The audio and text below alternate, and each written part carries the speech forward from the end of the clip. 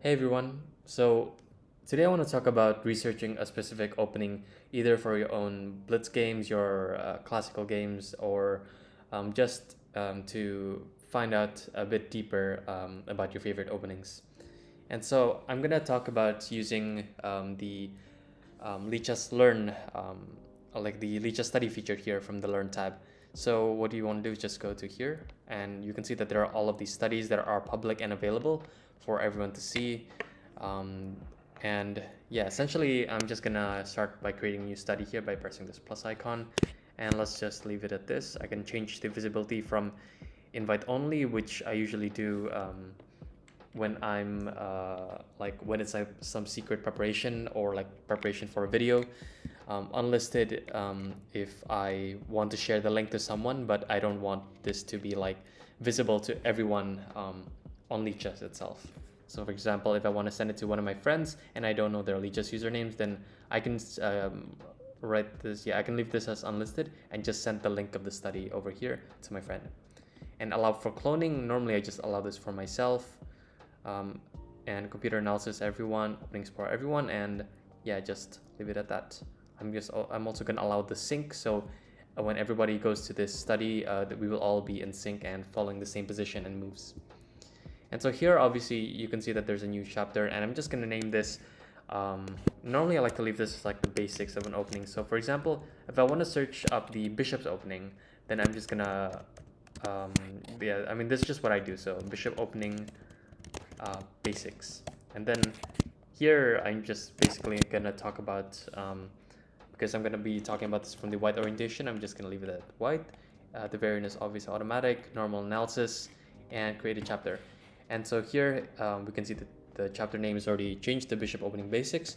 And what I do in this chapter is typically show e4, e5, and then bishop's opening, so bishop c4. And I can say that I can give an annotation here.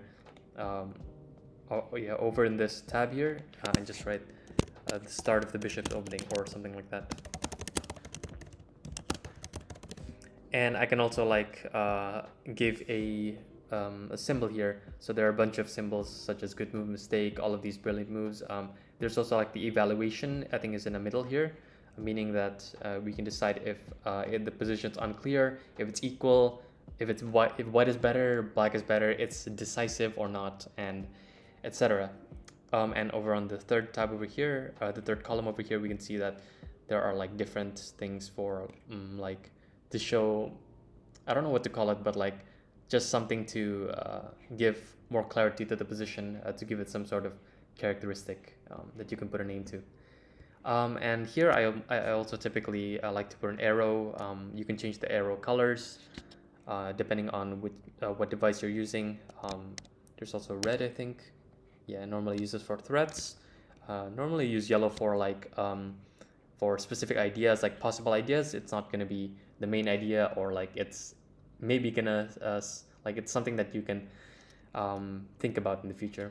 And blue, I normally do it for like something quite concrete, like castles or whatever. So yeah, and this is what I usually do. So I'm just gonna leave it at this. And let's say that I wanna discuss black's next moves. For example, there's knight f6 here. We see in the lichess database, knight c6, bishop c5, d6, c6, and all these moves obviously need to be taken seriously. And so I can either use the lichess database and like select the average rating. If I want it to be in a higher level, then I can choose like 2200 to 2500, change it to like blitz, rapid, classical, and correspondence, all set. Or I can obviously just go to the master database, and there's a, I think, only year option here, so you can choose the period of which these games were played. And obviously you can see here that the master database is more representative of what good players are going to do. So we can also see a bunch of games here. And yeah, for example, I want to go into the knight f6 variation. So what I'm going to do is just create a new chapter, 2.knight f6. And yeah, okay, yeah, there's a bit of lag there, but okay, let's just go to this, and then knight f6. And let's just say that I want to enter the Ursov gambit, which happens after d4. Yeah, okay, it can be also called Ponziani gambit, but I think after e takes, knight f3, knight takes, and then queen d4, this is known as Ursov gambit. And so obviously there are a bunch of moves here, like knight f6 can happen, which is the main move, but we can also check that there's the move knight d6 here, and I think this is just a bad move because of castles. So yeah, for example here, castles, we can also turn on the engine evaluation, and after castles, let's say here, rook e1, bishop e7, queen g7, here, I think this line is winning. And obviously you can just check this with the master database or the lichess database, because normally the lichess database shows what like blitz players or online players are gonna most likely choose. So if you wanna, so my suggestion is that if you wanna search for blitz specific openings, you can check the lichess database, while if you wanna like search something for your main repertoire, like something that's concrete and like the best move objectively, then you can use the master database. Most of the time I use the master database because I want to know like in specific theoretical variations what the best players are choosing. So besides the lichess database that I can use, I can also use this lesser known website. So it's database.chessbase.com, and even though this is not the full version of chessbase, there are a lot of games that I can check out. Yeah, a few dozen, I think. And what I can do is that I can just enter the moves on the board: e4, e5, bishop c4, knight f6, and then I want to go for d4. So we can just wait this to load, and the middle section should show the most recent games, as you can see on the year here on the left, and the players on the white side and the black side. So let's say that we can see 2022 Andrekin versus Giri. We can just press that game, and we can see that the game actually ended in draw and continued after knight f6, d3. So obviously d3 is not the variation that I want to look at, and I want to go for d4. So I'm just gonna let this load for a bit, and if I need, I can just refresh the page, and it should show the same position, but with another set of games. So I can just press this, play latest by Dubov against Giri. After d4, knight takes, knight f3, knight c6. This is like the variation that I want to find out. So what I can do is just like go to the study and input all of those moves that I just found. Knight c6 was chosen, and then yeah, we can just go back and forth. Castles, knight e4, rook e1, d5, takes, knight c3, and okay, this transposes to one of the popular variations. So I think it's like castles, knight e4, rook e1, d5, takes, and then knight c3. And then we can also check in the master database, and actually we can see that this game has already been inputted into the master database in lichess. But a lot of games have not, because I think lichess recently had or at least a few months ago, they had like a reset of the database, and there were problems with that. So I do recommend using this if you find a novel game that you haven't seen in the lichess database itself. And for example, I can always like give annotations on the ideas in this specific opening. For example, in the Ursov Gambit, we do not castle short, but rather we castle long, and we play knight c3, bishop g5, and if black plays knight c6, then queen h4, and if h6, that pawn is actually pinned to the rook, and the bishop cannot be taken. So that's just like one of the ideas, and I can just write that down in the annotations. But yeah, the problem is that first off, there is a limitation of like moves that you can input into each chapter. I found out manually that the maximum number of moves in each chapter is 3,000 moves. I don't think there's a word limit, but for the moves, yeah, it's about 3,000, or exactly 3,000. And what I would suggest is that you can just like put all of the theory in one section. For example, in here, instead of knight f6, there's also knight c6. There's also like bishop c5 here. There's also c6 here, which is maybe an extraneous option. d6 also goes into the Philidor, I guess, with the bishop on c4. And I would suggest that you go into these variations one by one in one chapter first, and then if you reach the limit of like 3,000 moves, then you can separate the chapters. And what I do is that for example, if this chapter has already reached 3,000 moves, let's just put a few more moves on the board. Okay, like this. And I just say that I want to separate the 2d6 chapter into its own thing. what I would do is just go to share and then just download the chapter PGN here. And I would add a new chapter, just upload that chapter and rename the chapter to what I want it to be. So 2.d6. And what I would do is just like, this is a specific variation that I want to cover. So I'm just going to delete everything else that is not relevant to this. So for example, 2 knight f6 is also not important. So I'm just going to enter this d6 variation in this chapter. And the reason that I do this is because you cannot merge two PGNs together, but you can separate them. Just separating is quite easy, as I've just shown before, but you cannot merge two PGNs together. You need to do that manually. And so I think it's just, it just makes more sense to do it this way.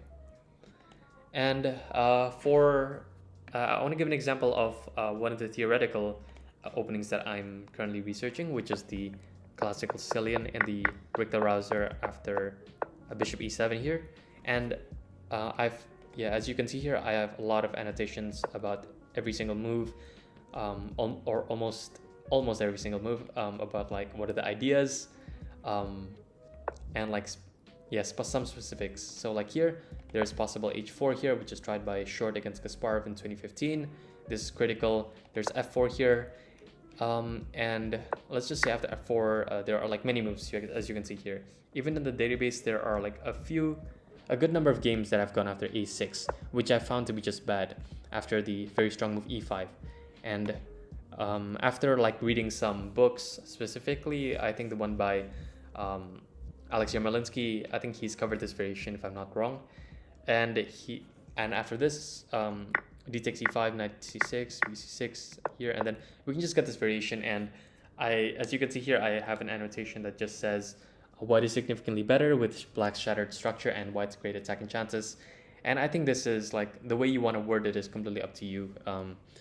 And like if you want to put an exclamation mark on that move, you can. If you don't, then it's whatever. But that's just what I like to do. I also like to write in a more I'm trying to write in a pedagogic style, like try to make it as clear as possible. I'm a big fan of like Sam Shanklin's Chessable courses, and he seems to write in this manner, which I really like. So yeah, that's just something that I like to do. And for example, after knight d4, queen d4, queen a5, and bishop c4, which is one of the main variations, there's also the move bishop d7 and h6 here.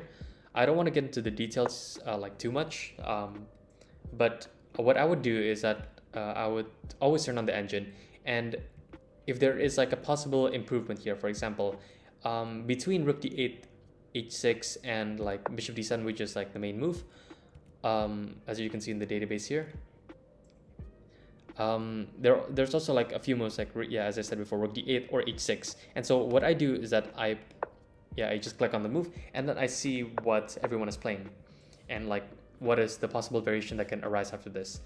I would look at also like some of the sample games here. I would open this game, for example, Peter Lecko against Alexander Kalifman, and I would just analyze the game by pressing the start computer analysis and see what went wrong in this game and what went right for the side that I'm playing. And that's what I would do. And if I actually need like if I need deeper analysis and I need to consult a stronger engine, then I would just use the desktop version of Stockfish 14. So yeah, I already have that in my Mac, and I would just like enter the moves manually and let the engine think for like a few minutes, maybe like until depth 30, or in some positions that are really complex, like the Botvinnik Semislav, for example. I would leave it until like move 40, depth 40 or even further. And that's just something that I think is necessary in some parts. For most positions, you don't need to do that, but for some, I think you do. And so, yeah, that's essentially what I would do.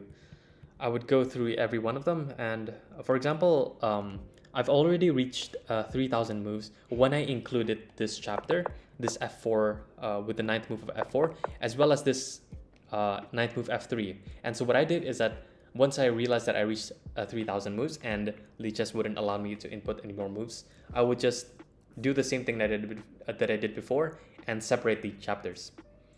And yeah, that's essentially what I do. I've been doing that for many months now. I think almost a year since I've started to research openings in depth. and I think it's been really useful. So yeah, I think that's gonna be it for me actually. I hope you found this video useful, and if you did, please don't forget to like and subscribe, and yeah, please do comment about what you want to see next, yeah, in the next videos, or any requests like that. So thank you so much for watching. Everyone, please stay safe and have fun playing chess. Bye bye.